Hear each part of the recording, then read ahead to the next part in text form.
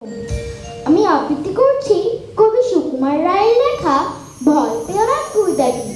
ভয় পেও না, ভয় পেও না, তোমায় আমি মারবো না, সত্যি বলছি, কুস্তি করে তোমার সঙ্গে পারবো না।